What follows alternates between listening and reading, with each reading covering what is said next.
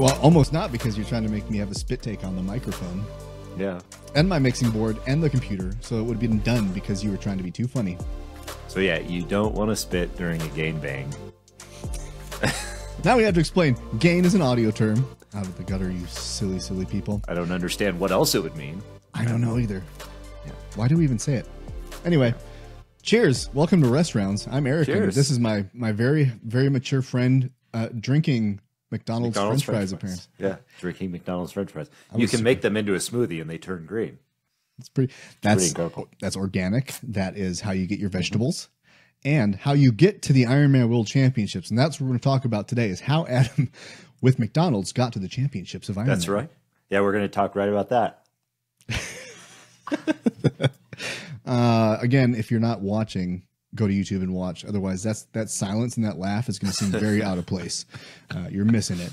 No, but seriously, today what we're going to talk about is a pivot, because I have a competition, my first ever competition, in 8 days. And I want to talk about hay in the barn, how much work you've done leading up to an event, whether it was, for us triathlon, or this is my first martial arts competition, Brazilian Jiu-Jitsu, and how much you can really achieve in a week, in 2 weeks, in 3 weeks. There's taper weeks in triathlon and in Jiu-Jitsu. And so I really wanted to kind of, through stories and your insight, Adam, and my experience, talk about, and where my mental, preparedness is. Preparedness. You ever do that where you're like speaking normal and then you hit one word? It's like preparedness. Oh yeah. I do that all the time, especially with like things that have that have multiple syllables that have the same letters. Like responsibility is one of those things. Have you ever written it? If you write those things down too, it just kind of like, all right, I. There's just like a lot of L's and I's. So I'm just gonna responsibility. I'm just repeating at certain points. Banana. Yes. Mm-hmm. Yeah, banana. Just keep N-A. So, this is Jiu-Jitsu. By the way, Brazilian Jiu-Jitsu, I only say Jiu-Jitsu because I sound drunk every time I try and say it. It's kind of like judicial system. I forget what movie was that from. Blazing Saddle or something. It's judicial system. That's right. Brazilian Jiu-Jitsu. Yeah, words suck. I don't know. Back to French fry shakes. And that's a beautiful transition. So, hay in the barn, conceptually, was something you showed me first, like taught me about. And I know that's something that we didn't create in any way, but it was a nice way of saying it, because it was, I think, 2017, or maybe it was after that. I can't remember if it was Wisconsin or France for Ironman, but you trained me, you kind of advised certain things, and it got to be a certain point where I didn't train like an elite athlete like you, where it was a taper week was necessary, where you really throttle back, you get to a peak, and then you're easing off, more recovery, and then you get to your race in the highest peak state you can be in. I wasn't that guy, but at a certain point, I had that pressure of like, how am I going to perform? And you're like, hey, this is what it is. For this many months, this year, whatever, you've been putting hay into a barn. And when it's race time, you're lighting a match and you're burning down that barn, because you're putting everything you've done into this result. Whatever happens, happens. And then you rebuild. So leave it all out there. You're not going to do it on a Tuesday race session. And there's nothing you're going to do in this 7-day, 8-day period that's going to make you any faster, any more skilled. It's not going to be the difference between you being a gold medal athlete or finishing last. In fact, the more you do, the poorer, there's another one, the poorer your result might be. So thoughts on that, Adam? Yeah. So first of all, practically speaking, what we're not advising you to do is put actual hay in an actual barn and then burn down the barn. Please do not commit arson, because you heard of that on a podcast. It will not win you any awards. I'm really not certain of where the practical implications come to that, in the literal implications, but I digress. The idea of putting hay into the barn and then burning it down is ultimately that you're building yourself up to this major event, this 1A race or whatever it may be. And you want to get yourself there with the most physical fitness, the best physical fitness you could possibly get to in a perfect world. That would be like your ideal fitness. And when you go to race day, you're going to put it all out there. So one of the mistakes we make is as a society, because we'll hear it from somebody who's selling the 90-day fitness program on the infomercial or the Instagrams or whatever else they might sell it on. We're going to hear from them. You gotta stay hard and you gotta go hard all the time, 110% all the time. But no, that you need to save for race day, or that you need to save for the mat on your competition day. You don't want to burn yourself out. You don't want to burn down the barn before you get to race day. So you spend that time putting hay in the barn. So training looks different than actual racing or actual competing, because you're building yourself up to a point where you could put it all out there when you're ready. Yeah.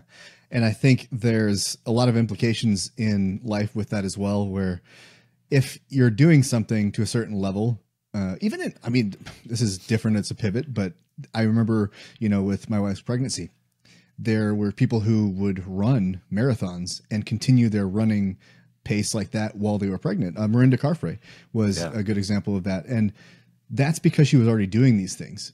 So stuff happens, and as long as you're doing something already, you can continue that. So in my example of myself, if I'm rolling 5 days a week, if I am going to open mats every weekend, if I'm fighting, my body has acclimated, I've done all the work to get there, I've gotten my recovery dialed in, I'm not there.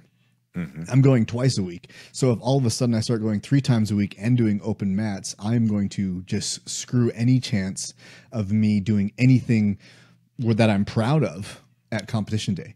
And there's an urgency that I feel in that, where I'm like, oh man, I'm 2 weeks out. I gotta increase. I gotta go. I got a game plan. I gotta build the game. And I'm like, dude, you've been doing it for 5 months.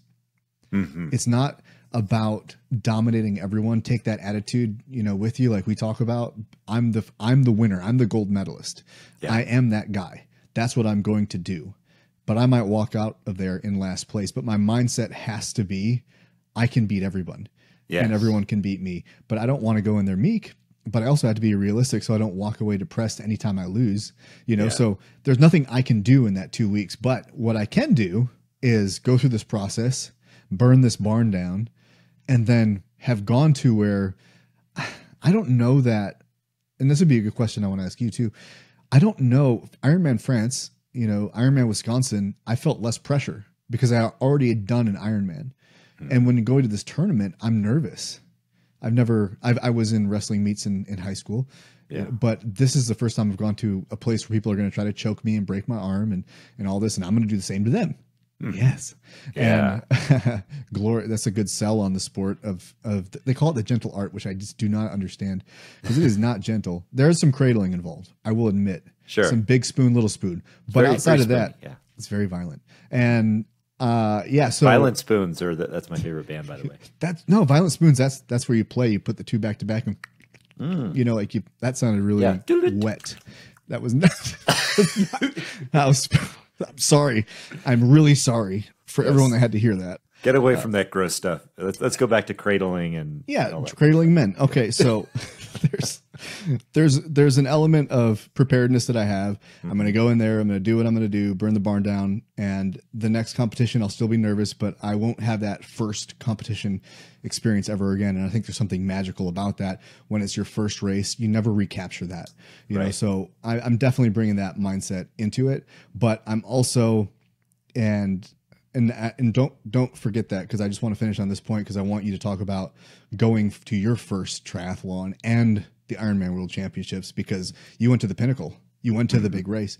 But I really feel like, so I'm going to do all this stuff, and I'm also tomorrow going to an open mat, which I haven't been doing because I'm trying to get durability, and that isn't the best because you really go hard at an open mat.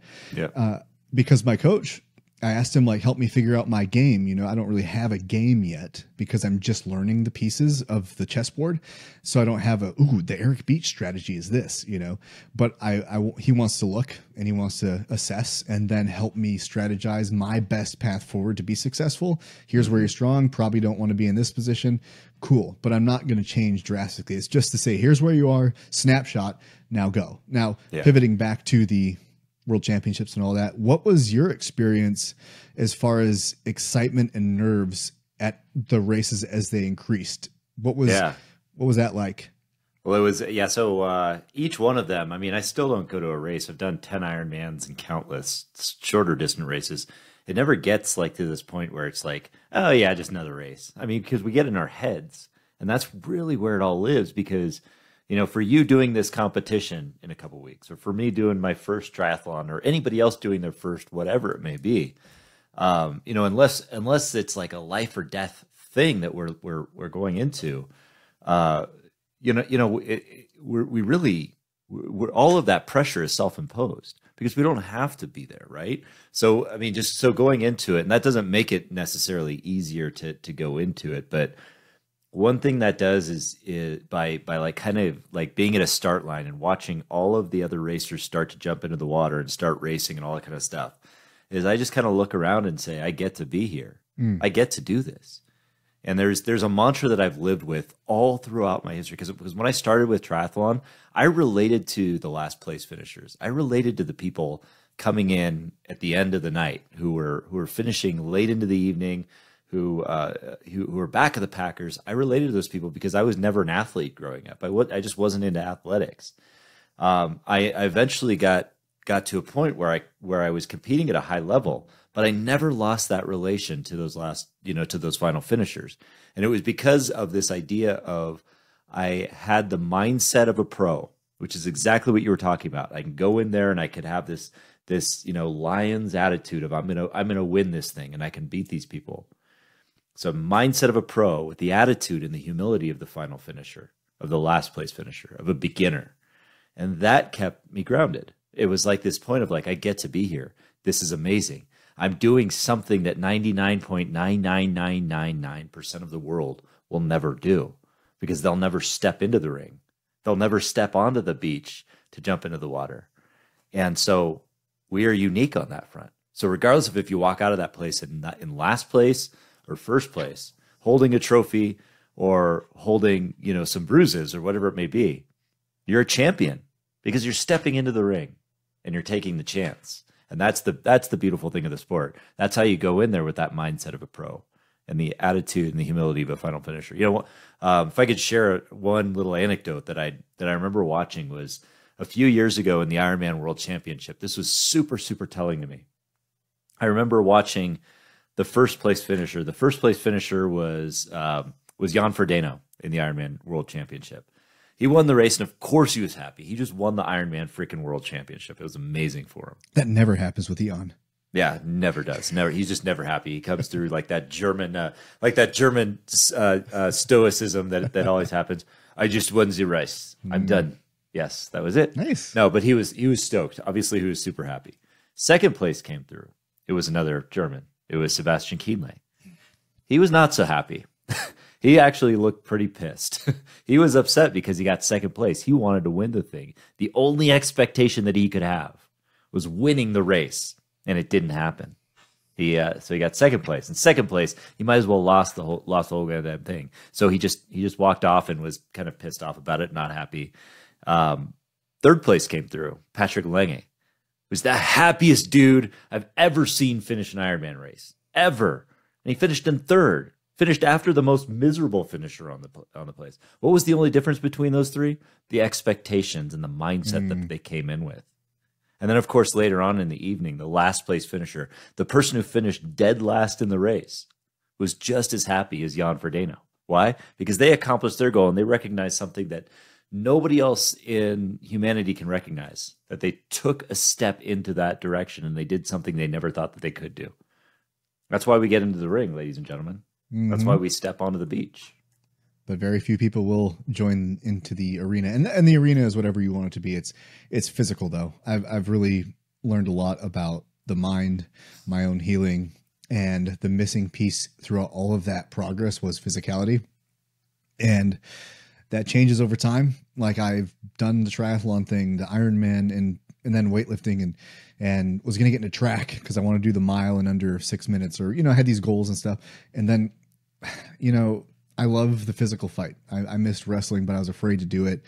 Just like I was afraid to do triathlon because I had some neck injuries. So what's the worst place or worst position you can have your neck in? I went to the chiropractor and they were like the looking up, and I was like, so arrow position. And they're like, yeah, that's not good for you. You have the neck of like a 65-year-old man at 20, whatever, and it like broke my heart because, I thought my dreams were ended before they even started, but then I did it and realized that maybe I shouldn't be a career athlete because it did take a toll. But I think every goal you have takes a toll. Yeah. You just have to be like, are you willing to pay the price? What's the price, and are you willing to pay it? Mm-hmm. Yeah, you gotta. I mean, you really pick your battles and what you want to be focused and disciplined on, because a lot of us just have these what I would say impulsive goals. There's not a lot behind them, but something excites us for some reason. Something looks sexy to us, or something looks shiny to us, and we decide, I want to go after that. I'd love to go after that. And for a little while, we're super amped about it. But there's not a lot of meaning behind it, or it's not really aligned with our core values. It's just something like, I want to get 6-pack abs. That sounds awesome. Or I want to do a 6-minute mile because it sounds awesome. But, there's not a lot of juice behind it. And so after it starts to get hard, or it stops being fun, which happens after a honeymoon phase, because for a while it's new, it's exciting, but eventually we fall off that cliff of like, it's no longer a honeymoon for us. So we get complacent and we stop doing it. Why? Because it's missing some key elements to that dream.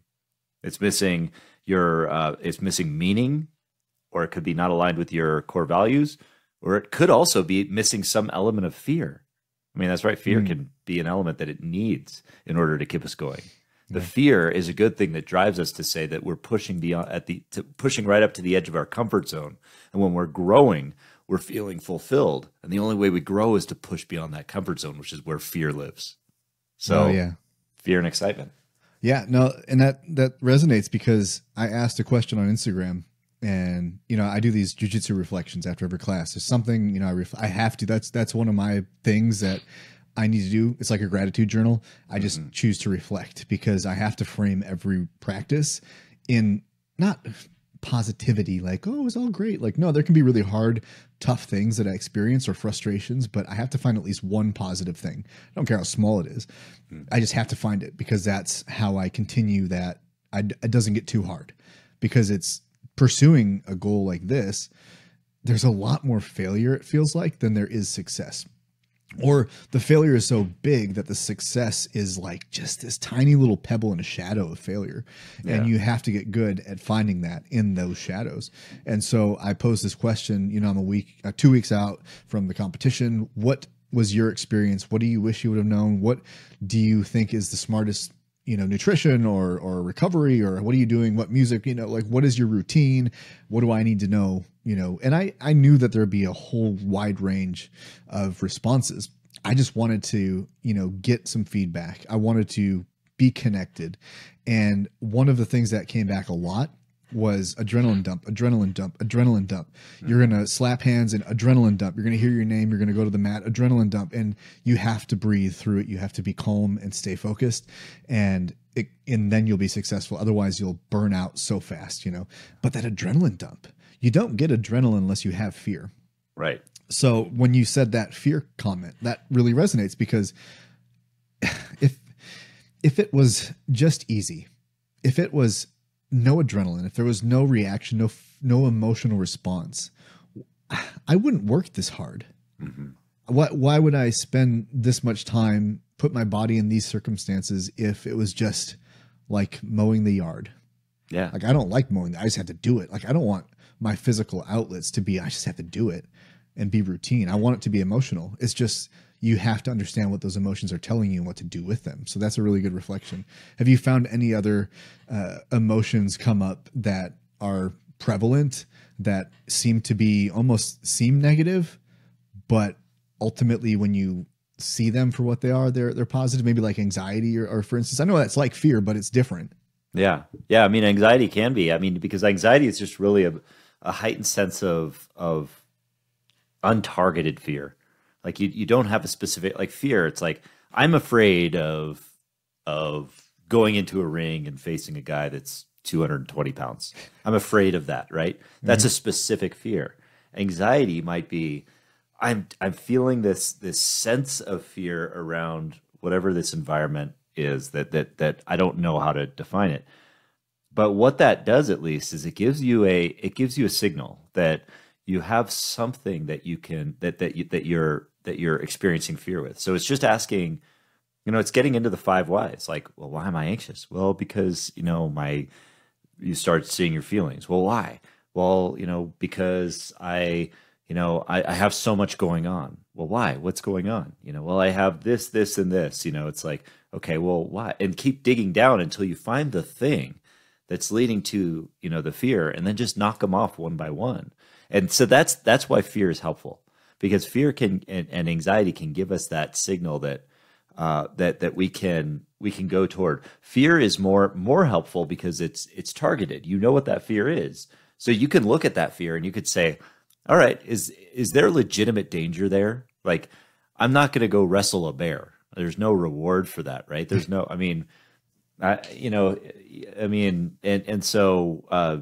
so yeah, there's legitimate danger there. I'm not going to jump off a cliff without a parachute. There's legitimate danger there. I'm not going to do it with a parachute. I know. Either. I was going to say no. Crazy. I'm going to stay away from cliffs altogether. But no, but that's the thing. I'm discerning. I understand that there are fears that there's no reward with. There's no excitement to it. It's just it makes me afraid. So I don't want to do it, and I don't need to do it. So I'm not going to do it. So that I make the decision that that's a signal for danger. But the other side of it is when that signal for excitement also pops up with that danger. That's what hit me when I first thought of Ironman triathlon. It was like, oh crap, that looks awesome. I would love to do that. So this excitement popped up, and then the fear popped up and said, no way, you can't do that. Look at you. You're a fucking alcoholic. You're crazy. Like, all this stuff. And so I leaned into that and I said, no, I'm not going to do it then. But then when I thought of it again, I did actually look at it as a signal for, well, that fear is telling me that I'm being challenged and I should probably lean into it. So leaning into that fear, that's why it's great. It was a specific target. It was a specific thing that I was afraid of. Anxiety is a little more difficult because you don't know specifically what that is signaling for, but if you dig a little, you can find, the fear in it. And then you could find like where you can start to knock it down a little bit. Because if fear is a specific feeling you have that is telling you that there's either danger or there's opportunity, that anxiety is an alarm bell that you're just being overwhelmed with a lot of different stuff. And it's just an alarm. It's not telling you anything specific. Yeah. Does that make sense? Yeah, no, that does. It's something I like to say is emotions never lie, but they don't always tell the truth. Mm-hmm. So, I mean, it's a real signal, whatever it is, but you get to dig deeper to figure out why it is, what it is. I know it's not, I was going to make a comment, happy Cinco de Mayo. Happy Cinco de Mayo. Two sober guys, the 5th of May has lost a lot of meaning, even though it was always an American holiday. There's no actual, it's just an excuse to drink, it feels like. So sober, I'm like, yay. Yeah. Well, I mean, you can still have chips and salsa. Yeah. Still eat some. Still wear a hat. Good stuff. Want. Fish tacos are still. Yeah. I mean, celebrating. Yeah. The overwhelmingly gringo holiday is still an opportunity for us who don't drink. So interesting. I'm gonna have a Topo Chico tonight. So nice. Heck yeah. I don't know what that is. But it's like LaCroix, but it's like better. Oh. So. Is that how you say it? LaCroix? LaCroix. I don't know. That's for like the French Revolution Day. Well, I mean, that's how you're supposed to say Revolution Day.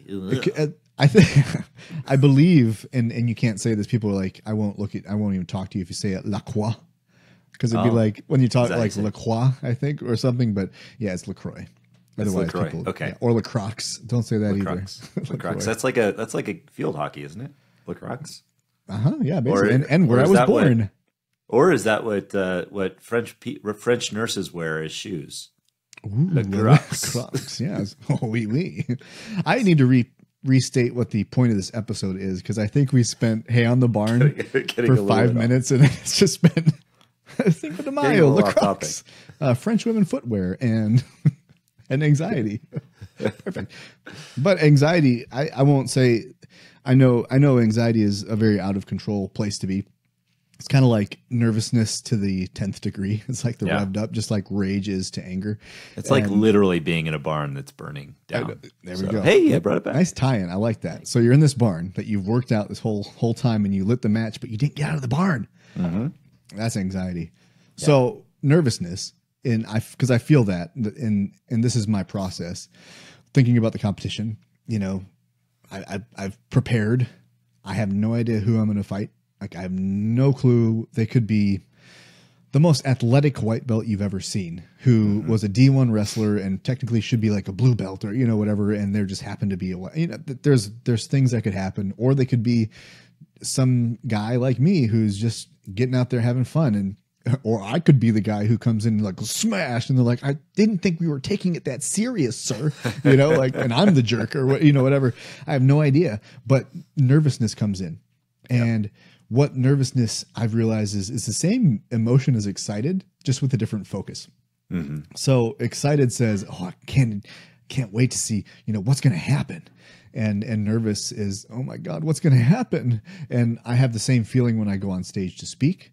It's that same bubbling. It's like, oh my God, it's the I'm going to bomb, or, oh man, what's going to happen?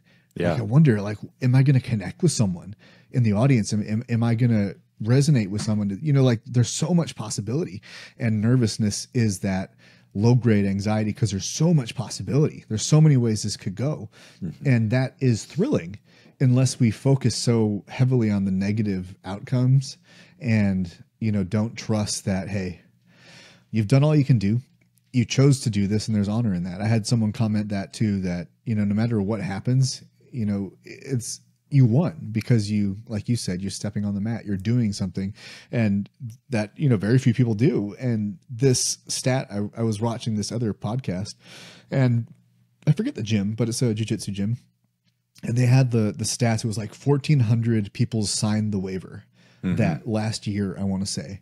So that's something you do to go into a martial arts gym and says, I take responsibility away from the gym for if I get injured, and of the 1,400 signatures, there's only 12 blue belts. So that means of the people that, went to the gym, only 12 of those people, perhaps in that gym over years of time, over years of having 1,400, 1,200, 1,100 people come through, only 12 made it to the next rank, which is, depending on the gym, a year to 3 years, to get to that blue belt.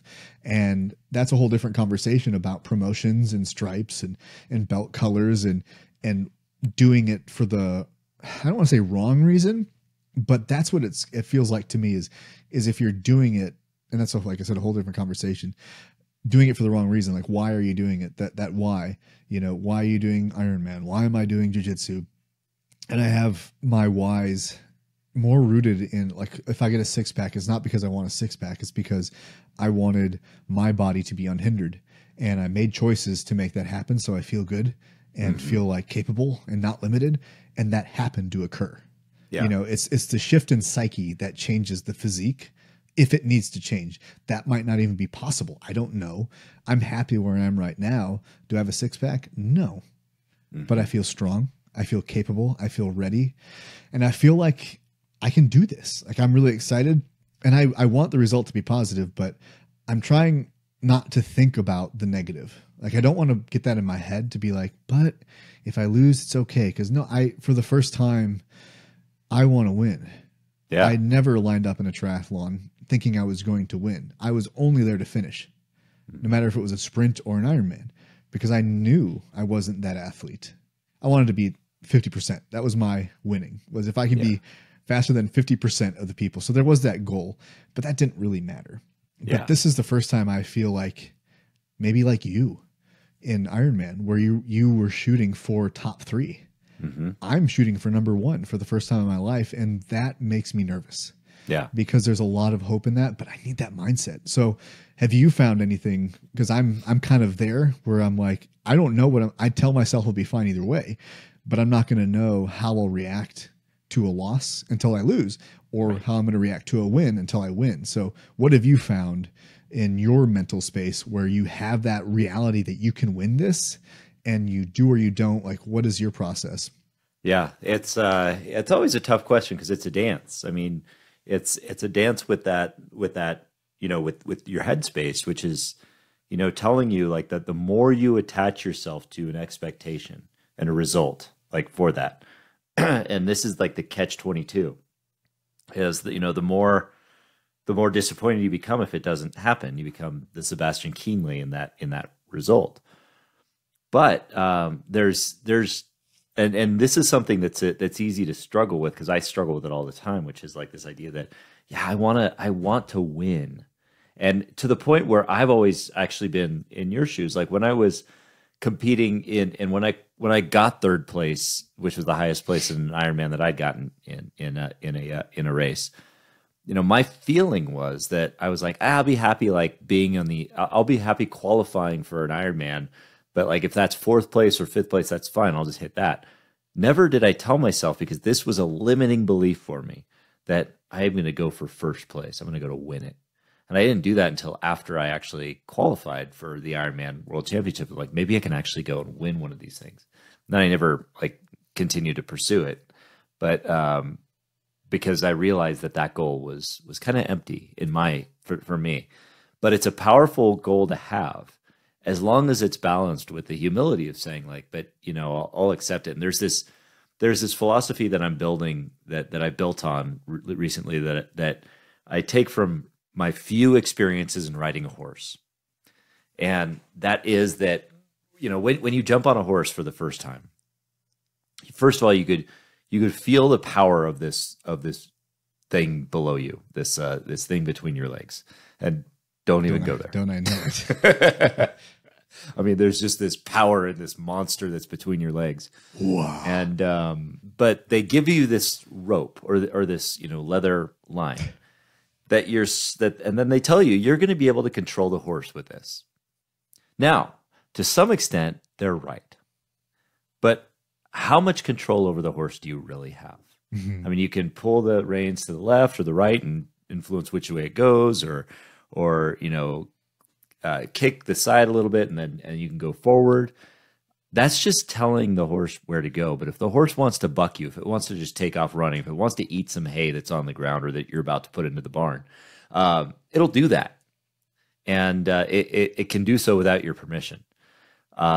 So, what I like to say, and tying that whole long analogy to this, is that you have to really focus on the things that you can control, and really let go of the awesome power and the immensity of the things that are outside of your control. And then the other part about that riding a horse is you're responsible for everything that happens, because you're on the horse's back. So you're still responsible. That doesn't equal blame or shame. What it means is that you have the reins, but you're also letting go. So I say take the reins and let go. So when you take the reins, you're taking the control that you have, which is I can focus on those few things that are in my control. And the beautiful thing about that is there's not a whole lot. I mean, there are so few things that you have the ability to focus just on those things. The other things you let go of. The things like in triathlon, when we would talk about that, it's like, okay, here's what's outside of my control, to a large degree. What result will come when at the end of the day? That the extent to which that's in my control or your control is the extent to which you execute on certain elements. It's those elements that you're executing on that are in your control in any given moment. So being present is important. Taking the reins and twisting whatever way you can, responding to when the horse goes in a different direction. But thinking about, is the horse going to buck me? Is the horse going to take off running? Is the horse going to fart and then it's going to smell bad? Those things are outside of your control. So really taking the reins, letting go, but also taking responsibility for all of it. Man, if you take a horse into a subway and it farts, you're responsible for that, my friend. But or worse, you're not to blame for it. You're not, and there's no reason to feel shame. You're just like, sorry. It's a horse. What are you gonna do? Yeah. So take the reins, let go, take responsibility for all of it. Yeah. To that point, when I used to live in Marshfield, there was the Amish people would come into town and they would never take responsibility for the horse poop that they would put on the street, and it would just be like everywhere. Like, come on, a shovel. You saw it come out. You're right behind it. But to them, it was like, okay, they just leave it out there because they don't live in modern society unless they need a ride to Menards, and then they just hitch it. If they need to use your cell phone, it was fine. The ownership piece on a real note is a great way to tie it back into the conversation and to bring it to a close, because that really is, I mean, jiu-jitsu for me is all, and wrestling in high school, it was all about ownership. I didn't have anyone else to blame. And if I didn't work hard enough, you know, it was my fault. Like, who am I going to blame? My coach? No, I didn't show up. I didn't work as hard. I didn't practice in my off time. I didn't lift. I didn't figure that out because I didn't really care enough. And so I've even had recently just like, oh man, I'm doing this at 39. I wish I would have done it at 16, or see these kids that are, I'm like, but you wouldn't have done it.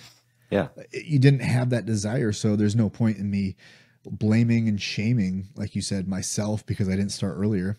Yeah. No, I had to have the right mindset, and I have it now. So I'm going to do everything I can now to enjoy the hell out of it as long as I can do it. And when you find something like that, it's really important to take that ownership and to make it fit, because it isn't, I'm not trying to become a world champion. I'm not trying to get a contract and be signed and sponsored, or you could sponsor me. I'm just not going to be performing at an Olympic level for you. Talking to you, Otter Pops. Talking to you, Otter Pops and Phalanx. Casual sponsorship drops. Can't wait to be sponsored by both those companies. It's going to be a weird advertisement. In between rounds, put an Otter Pop on your elbow and then drink it once it's melted a little bit. Because that's right. Let's be honest, it's when it's runny and watery that I like the Otter Pop the best. That's when it is the best. They should just sell liquid versions of Otter Pops, which they do. They do, and then you just don't freeze them. Yeah, just put them in the fridge. But it's nice when it's icy. Like when I was a kid, I would punch it. Yeah, you know, and you just sit there and you just be sitting squeezing it. Yeah, like, until it broke up to small enough and melted enough, and then you get the crunch. But then the last bit of juice. Well, this ice cold. Mm-hmm. There was something about that plastic, though. I mean, I don't know what it was, but it was like the way that you were. Do you want to know how I got this scar? Like yeah. Oh, really? Well, I got to hear that. That's story. The Joker, right? Like that's how he got the scars. Heath Ledger drinking through an Otter Pops, and they just got these massive plastic cups or cuts. No, nice. No lie. Oh man. But yeah, the ownership level required in an individual sport where it's you versus another person, I can't state it enough. Mm-hmm. It's not about winning and losing, even though it is. It's not about, oh man, I'm not good enough because this person beat me. Like it's really not that. It's finding out. Competing is finding out where you stack up, you know, and there's value in that, because if you don't do that, you really don't know. Like in training, you might know. You don't really know though. You don't know how hard your opponent, your training partner is going, because you might get this false idea in your head like, wow, I am crushing it, and everyone's going 30% on you. Then you go to a tournament, maybe you find out, whoa, there's a whole world out here that I didn't know about. Mm-hmm. And that humbles you. And I think that's the antidote to shame in some ways, humility, because you're not there telling yourself how horrible you are, but we all need to be humbled. Otherwise our ego is creating a reality that isn't real. And that's where dangers lie. Yeah, absolutely. Yeah. I mean, the real, if you're the real winners can be the best losers. Like the way that they, you know, if you can lose well, you can become a true winner.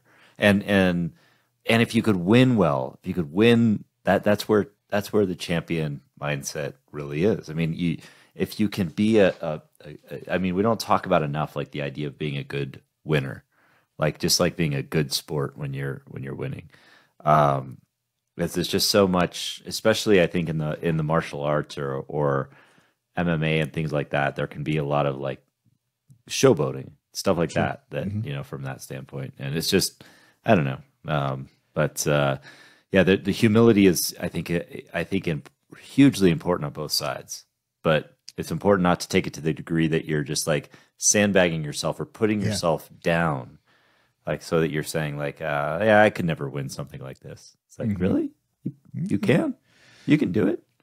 I think you can. Yeah. Well, Vince Lombardi, the old coach of the Packers, he was immortalized in my brain for saying, you know, when he told his players, when you score a touchdown, act like you've been there before. And so like Barry Sanders, that's what he did. He did the most amazing, you know, magician-like runs. I mean, he might not have had the most stats or whatever, held the record. I think his record just got broke by Jamal Williams because, well, Jamal Williams has a better offensive line and you know, was able to beat that record. But Barry Sanders did things that nobody else did. And every time he did them, he would, I'm pretty confident, hand the ball to the referee and just keep jogging. And his team would freak out around him. But he was just like, what? This is just what I do.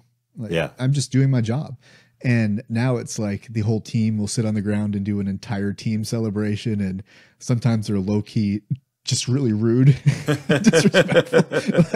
I'm like, I don't know. I miss Barry Sanders. Like I just, and that's what I want. Like if I win, I want to have the humility, the humbleness to be like, this is just what I do. I win. Just go hand a football to the referry. Yeah, I'm gonna bring. Hey, coach, throw me the ball. After you win, you just jog over and then just jog back. That's all you got. Hold on, I get something. What the hell is this? Oh, it's just my thing. Coach Lombardi, Barry Sanders. I don't understand. Anyway, well, so that's gonna wrap up our conversation today. And well, I know it has to be done. Maybe we'll get to the 3-hour conversations. I don't know. I don't know if I could ever do that. I mean, I could talk for 3 hours, but I don't know if anybody would want to listen. Do people listen to those 3-hour podcasts? No. Well, what they do is they put it on 2 times. So for those who are listening at 2 times, let me slow it down for you. It's a whole new way to troll people. Yeah. Or just let me speed it up really quick and I'll talk really fast. So this episode to those people sounds like we're just like two idiots on cocaine. Well, I mean, it probably sounds sometimes like that anyway. It might be. Yeah, maybe. The meandering conversations of Adam and Eric. Is that that's the subtext of the call. No more rest rounds. So next week we're going to be talking about competition again, because I will be, well, I mean, we'll record it the day before the comp and then it'll be released on that Monday. But then, you know, this is going to be 3 episodes, I think, that's going to really be lessons about competition.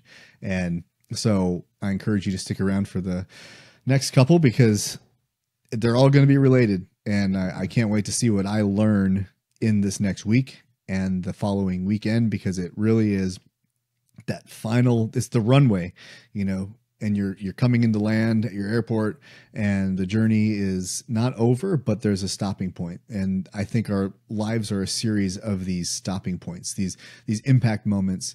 And this is going to be a big one for me. And I'm excited to have a platform to share stories about those impact moments, because I think our greatest power is our story and our ability to express our story, because that's a value exchange. And it's not even the value you put into someone's life. It's the value you provide yourself by reconnecting continuously to truth that you've experienced, because a textbook can only tell you so much.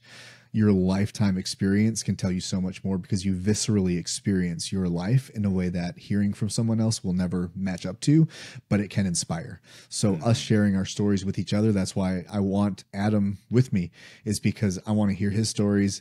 I want to share mine and let them inspire us to make new connections that we wouldn't have made with just a singular one shot of a person talking to a camera, because it's all about the dialogue and it's all about the connection and the struggle that we have with this conflict of life and how we engage with it. So please come back as we continue the conversation in these little momentary rest rounds.